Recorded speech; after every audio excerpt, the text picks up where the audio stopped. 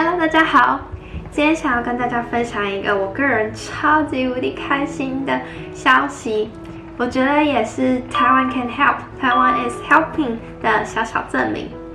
但在分享这个消息之前，想问问看大家有没有看过这个报道？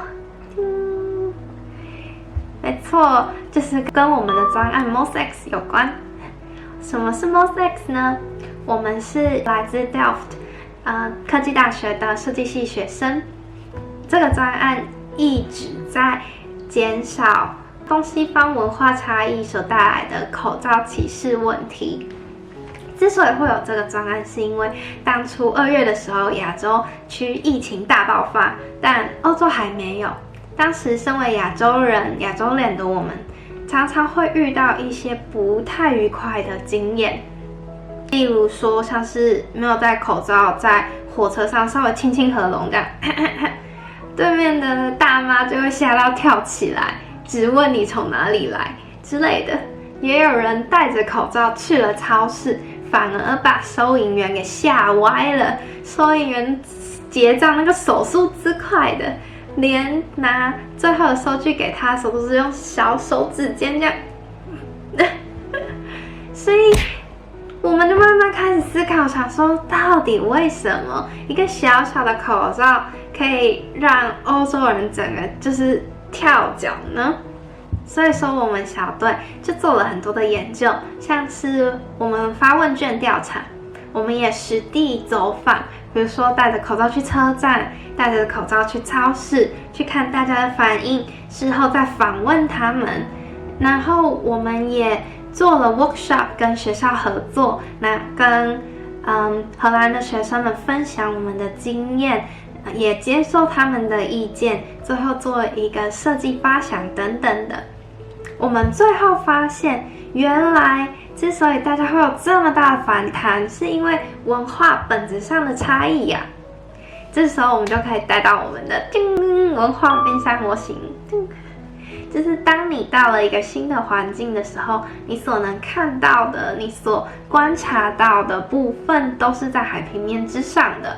比如说，荷兰人不喜欢脱鞋子进房子，他们都直接穿进去这类的。但在海平面之下是更深层的东西，它更深更广，比如说他们的价值、他们的观点等等的。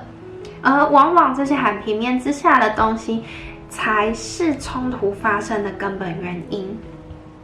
经过我们的调查，我们发现，原来欧洲人对于口罩的印象非常的负面，他们觉得只有重病的人才在戴口罩，只有你真的病得很严重，医生嘱咐你一定要戴口罩的时候，你才会戴。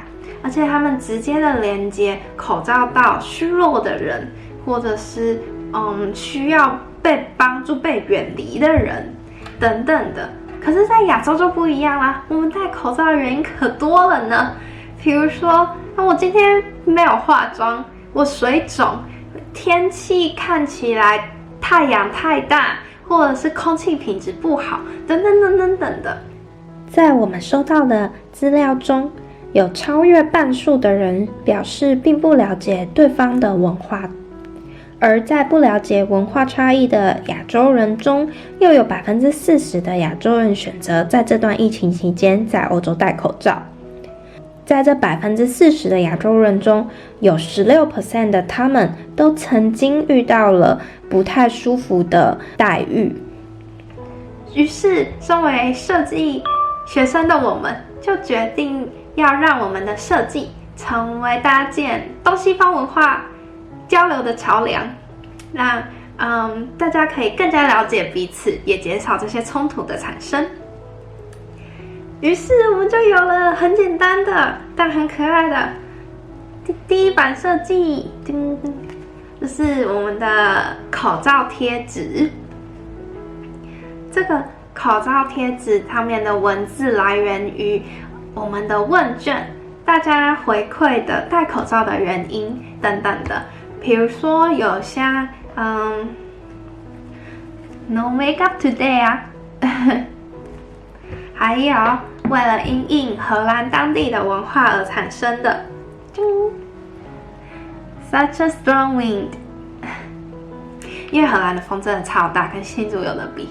这些口罩贴纸呢，有助于减少欧洲人当时一看到你戴着口罩时的恐惧感。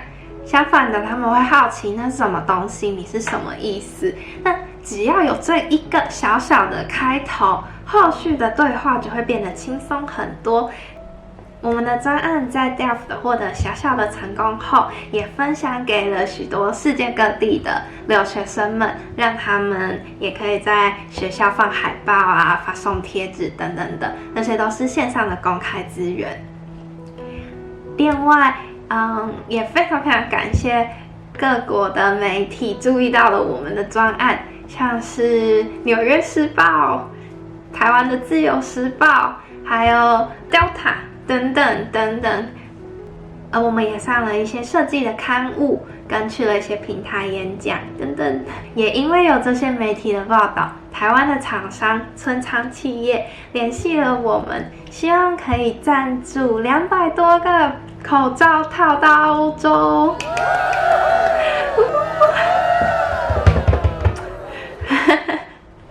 有了这些口罩套，我相信我们可以把它改造成布口罩，或者是让欧洲人自己 DIY 来去解决目前欧洲口罩短缺的问题。毕竟，像荷兰自6月1号开始，所有人只要上大众交通工具，都必须要有口罩了。所以我觉得这真的是一场及时雨。目前这批口罩套已经从台湾上了DHL 的飞机，正在风尘仆仆的飞到欧洲中。等后续我们拿到了口罩套，那加工或者是发放，再一起拍片告诉大家。非常感谢村仓企业给我们的帮助，让我们的设计案可以到下一个阶段。虽然它不是一个科技的创新，或者是一个产业的突破，不过至少它是一个良善的开端，可以促进人与人之间沟通，搭建文化交流的桥梁。至少是这样觉得的。如果大家有兴趣的话，麻烦再 follow 我的频道，那后续我会再更新给大家。拜拜。